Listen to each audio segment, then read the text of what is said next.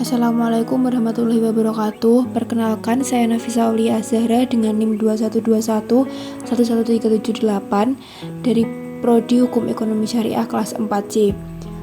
Saya akan menjelaskan tentang perilaku bisnis yang dilarang.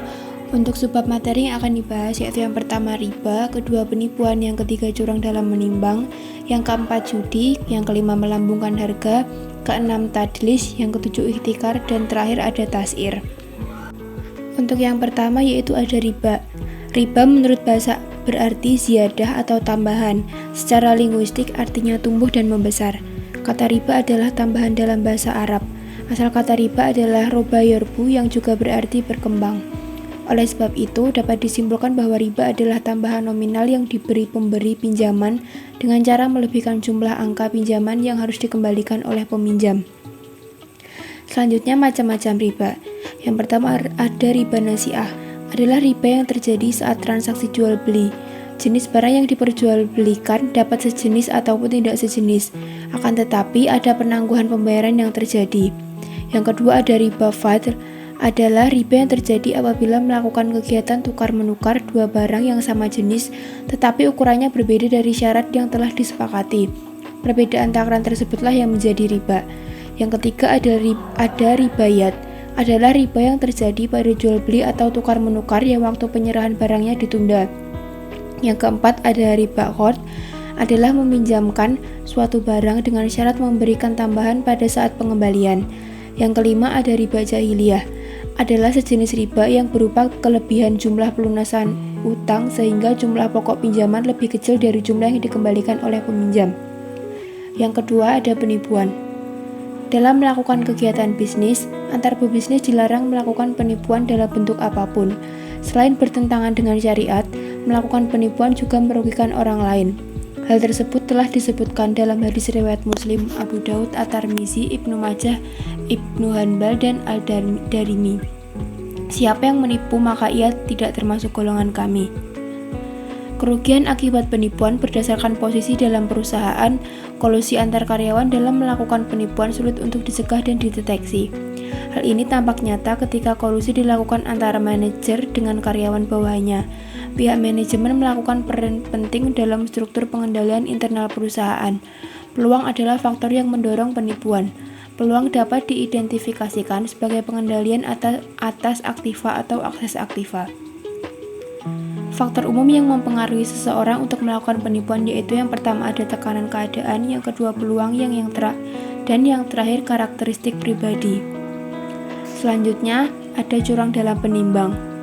Jika orang lain menimbangkan atau menakar bagi mereka sendiri, maka mereka menuntut takaran dan timbangan yang penuh dan sekaligus meminta tambahan. Mereka meminta hak mereka dipenuhi dengan sebaik-baiknya, bahkan meminta dilebihkan. Namun apabila mereka yang menakar atau menimbang untuk orang lain, mereka mengurangi kadarnya sedikit, baik dengan cara menggunakan alat takar dan timbangan atau yang sudah direkayasa, atau dengan tidak memenuhi takaran dan timbangannya, atau dengan cara-cara curang.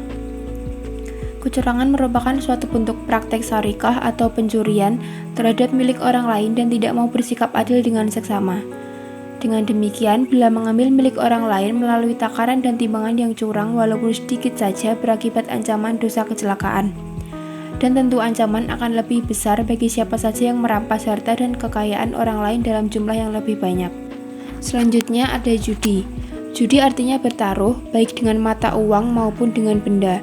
Dapat pula disebut sebagai suatu perubahan mencari laba atau keuntungan yang dilakukan dengan jalan untung-untungan, yakni dengan jalan menerka dan mensyaratkan melakukan pembayaran terlebih dahulu. Sebab-sebab dilarangnya judi yang pertama karena Allah menyuruh kita agar bekerja dan berusaha dalam mendapatkan sesuatu. Yang kedua, permainan bukan cara yang tepat dalam mendapatkan harta. Yang ketiga, menghilangkan keridhaan Allah SWT dan akan menimbulkan kebencian dalam diri kita. Yang selanjutnya ada melambungkan harga. Penjual memberikan harga di atas rata-rata dan penjual memanfaatkan ketidaktahuan pembeli atas harga pasar yang ditawarkan. Hal tersebut juga termasuk tindakan penipuan karena memanfaatkan ketidaktahuan pembeli atas harga pasar. Melambungkan harga biasanya sering terjadi pada warga desa. Orang kota menjadi calo pedagang masyarakat desa dengan dalih orang kota lebih mengetahui tentang masalah barang tersebut. Selanjutnya ada tadlis. Menurut Ibnu Qudamah, tadlis berarti penjual menyembunyikan kecacatan barang dagangan kepada pembeli padahal ia mengetahuinya. Mazhab Hanbali memperluas tadlis mereka menjadikan tadlis mencakup setiap penipuan yang dilakukan oleh penjual pada sifat atau karakteristik barang dagangan untuk mendapatkan tambahan harga atau keuntungan dari pembeli. Macam-macam tadlis ada 3, yaitu yang pertama tadlis dalam kualitas, termasuk juga kegiatan menjual barang kuantitas sedikit dengan barang kuantitas banyak. Yang kedua ada tadlis dalam kualitas, termasuk juga menyembunyikan cacat atau kualitas barang yang buruk yang tidak sesuai dengan apa yang disepakati antara si penjual dan si pembeli. Yang ketiga ada tadlis dalam harga. Ini termasuk menjual barang dengan harga yang lebih tinggi atau lebih rendah dari harga pasar karena ketidaktahuan pembeli atau penjual. Dalam fikih disebut goban. Materi selanjutnya itu ihtikar. Ihtikar yaitu melakukan penimbunan barang dengan tujuan spekulasi sehingga ia mendapatkan keuntungan besar di atas keuntungan normal, atau dia menjual hanya sedikit barang untuk mendapatkan harga yang lebih tinggi sehingga mendapatkan keuntungan di atas keuntungan normal. Larangan ihtikar ini terdapat dalam sabda Nabi SAW Al-Mubafakuri dari Ma'mar bin Abdullah bin Fadlah. Katanya, aku mendengar Rasulullah SAW bersabda, tidak melakukan ihtikar kecuali orang yang bersalah atau berdosa. Hadis riwayat Tirmizi. Para ulama juga banyak berpendapat bahwa yang haram ditimbun bukan hanya barang atau komoditi makanan pokok sehari-hari suatu penduduk saja, melainkan komoditi yang kalau hal tersebut sulit didapatkan maka hal itu bisa menyebabkan kesengsaraan bagi orang banyak. Malah ulama Malikiyah berpendapat bahwa haramnya menimbun tidak hanya pada bahan pokok saja melainkan semua barang. Untuk materi yang terakhir yaitu tas'ir. Tas'ir atau penetapan harga merupakan salah satu praktek yang tidak dibolehkan oleh syariat Islam. Pemerintah ataupun yang memiliki otoritas ekonomi tidak memiliki hak dan wewenang untuk menentukan harga tetap untuk sebuah komoditas, kecuali pemerintah telah menyediakan pada para pedagang jumlah yang cukup untuk dijual dengan menggunakan harga yang ditentukan. Rasulullah SAW menyatakan penolakannya. Beliau bersabda, fluktuasi harga atau turun naik itu adalah perbuatan Allah. Sesungguhnya saya ingin berjumpa dengannya dan saya tidak melakukan kezaliman pada seorang yang bisa dituntut dari saya. Hadis riwayat Abu Daud. Membatasi harga barang tidak boleh secara syar'i. Pada asalnya hal tersebut adalah haram, kecuali jika pengusaha melihat adanya praktek permainan harga atau ia melihat ketidakberesan yang nampak.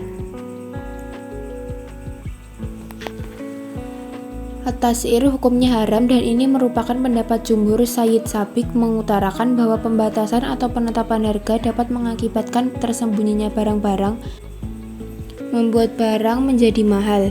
Meningginya harga berarti menyusahkan orang-orang miskin dikarenakan daya beli mereka yang menurun, sementara orang kaya dapat membeli barang dari pasar gelap yang penuh tipu daya.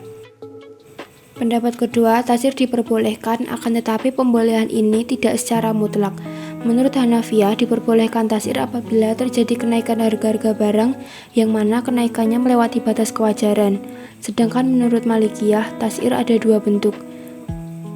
Diperbolehkan tas'ir apabila sebagian penjual menurunkan harga barang, maka tas'ir pada bentuk ini diperbolehkan agar penjual yang menurunkan harga tersebut menyesuaikan dengan harga pedagang kebanyakan. Ini bentuk pertama menurut Malikiyah. Mungkin cukup sekian materi yang dapat saya sampaikan. Untuk kurang lebihnya mohon maaf. Wassalamualaikum warahmatullahi wabarakatuh.